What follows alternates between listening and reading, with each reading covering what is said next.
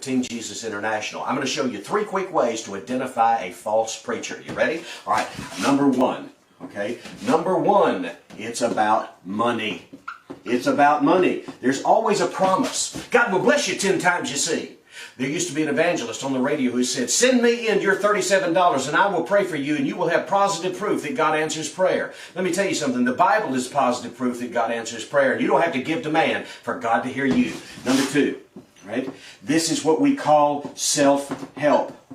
Self-help. If you go through the bookstores, you're going to find a big section called self-help. Let me tell you something. You don't need self-help. You need the Spirit of God. And self-help gurus speak like this. Very positive, very encouraging, very affirming. But that's not the Word of God. Self-help gurus masquerading as preachers of the gospel. Number 3. Right? You ready for this one? Because this one is really, really, really big. Right? This is what I call isolated verses.